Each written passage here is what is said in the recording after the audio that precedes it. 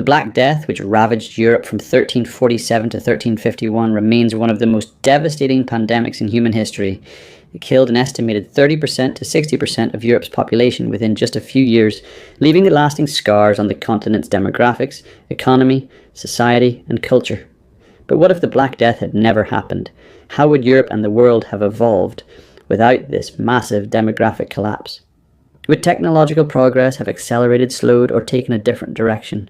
Would the social and political order remain the same? Or would it have been transformed in other ways? To understand the deep impact of this question, we first need to explore the context of 14th century Europe before the plague, what the Black Death actually did to the continent, and then delve into the hypothetical scenarios where the plague never emerged. By imagining an alternate path for humanity, we can uncover the intricate connections between disease, society, and historical change. Europe before the Black Death. In the early 14th century, Europe was a continent in transition. The High Middle Ages had ushered in remarkable growth in population, agriculture, and urbanization. Farming techniques such as the three-field system increased productivity, enabling population growth that reached unprecedented levels for the time. Towns and cities expanded, trade networks flourished, and universities and centers of learning began to spread knowledge across borders. However, the medieval economy was still predominantly agrarian and feudal in structure. Lords controlled vast estates, and peasants worked the land under a system that bound them to their local manor. Social mobility was limited, and political power was concentrated among the nobility and the church. Despite growth, society remained vulnerable. Food shortages, periodic famines, and localized conflicts regularly afflicted large parts of Europe. Europe's population by the early 1300s is estimated at around 70 million, but this growth put a strain on resources and land. Some historians argue that Europe was reaching a population ceiling given its agricultural technology and land capacity. Moreover, climatic changes known as the Little Ice Age had begun to affect crop yields, causing occasional hardships. The arrival of the Black Death. Then came the Black Death, arriving in Europe via trade routes from Central Asia, carried by fleas on rats aboard ships. The plague spread rapidly through ports and inland, killing millions. Entire villages were wiped out, labour forces decimated, and social order was thrown into chaos. The mortality rate was catastrophic. Between 1/3 and 2/3 of the European population perished within just a few years. The demographic collapse led to severe labour shortages, which disrupted agricultural production and weakened the feudal system. Economically, wages rose sharply as workers became scarce and demanded better conditions. Many peasants abandoned their feudal obligations and moved to towns, accelerating urbanization and social change. Landowners struggled to maintain control and had to make concessions to retain labour. Politically, the plague weakened the power of the nobility and the church. Many clergy died, shaking faith in religious institutions and accelerating calls for reform. The massive loss of population also destabilized kingdoms, leading to conflicts such as the 100 Years' War between England and France. Culturally, the Black Death left a lasting mark on European art, literature, and thought. Themes of death, mortality, and the fragility of life dominated the era's cultural expressions. The trauma of the plague contributed to changes in religious attitudes, leading eventually to movements like the Renaissance and the Reformation. A world without the Black Death. Demographic and economic impacts.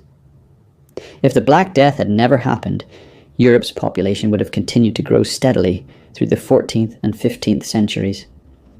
This demographic stability would have had profound consequences on economic and social structures. Firstly, the labour shortage that triggered wage increases and improved living conditions for peasants would not have occurred. The feudal system, with its rigid social hierarchy, would likely have persisted longer. Lords would have retained their control over land and labour, and serfdom might have remained dominant. The absence of massive population loss would mean that agricultural production faced continued pressure to feed a growing populace. Without the push to innovate brought by labour scarcity, technological advances in farming might have been slower.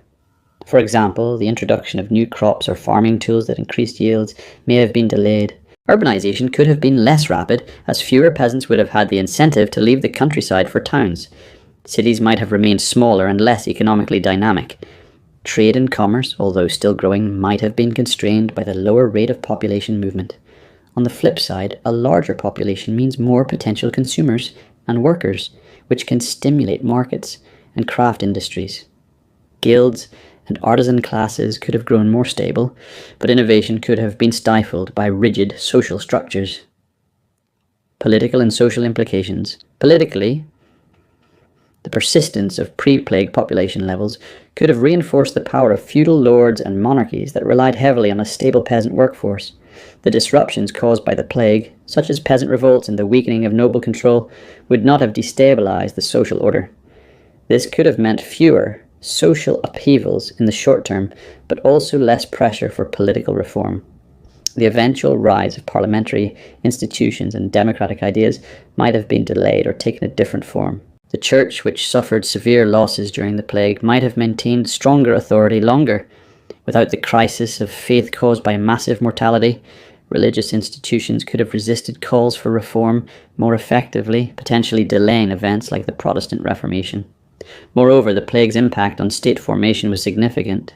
The consolidation of power in emerging nation-states like England, France, and Spain was partly facilitated by post-plague social restructuring. Without the plague, the political map of Europe might have evolved differently, with smaller feudal holdings persisting longer, and the development of centralized states slower. Cultural and intellectual consequences. Culturally, the Black Death was a catalyst for new artistic, literary, and philosophical movements. The preoccupation with death inspired works like the Danse Macabre and influenced Renaissance humanism, which emphasized human potential and the study of classical texts. If the plague had never occurred, this cultural shift may have been less pronounced or delayed. The Renaissance, which blossomed in part due to the social and economic changes after the plague, might have emerged differently or later. Scientific progress was also tied to the post-plague environment. The disruptions forced societies to rethink many traditional beliefs, including medical knowledge and natural philosophy. The eventual development of modern science owes some debt to this period of questioning and upheaval. Without the plague, medieval scholasticism might have continued to dominate European thought for a longer period, potentially delaying the scientific revolution. Global implications. The Black Death's impact was not limited to Europe. The pandemic spread along trade routes, affecting parts of Asia and the Middle East. The subsequent shifts in European power affected global exploration and colonization. If Europe's demographic growth had continued uninterrupted, the timing and nature of the age of exploration could have changed.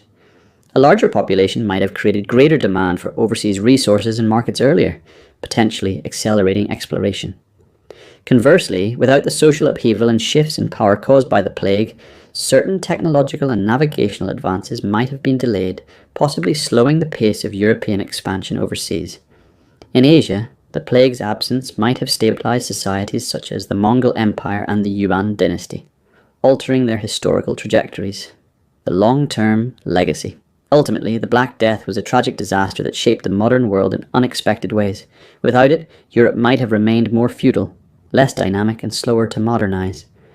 Social hierarchies would have persisted, technological and cultural progress might have been more gradual, and political reforms delayed. This alternative history challenges the way we view catastrophes in history. Sometimes they create the conditions for renewal and transformation. The Black Death, despite its horror, it was a turning point that helped dismantle the medieval world and pave the way for the modern era. In imagining a world without the Black Death, we gain insight into the complex interplay between disease, society, and history, and how even tragedy can catalyze change.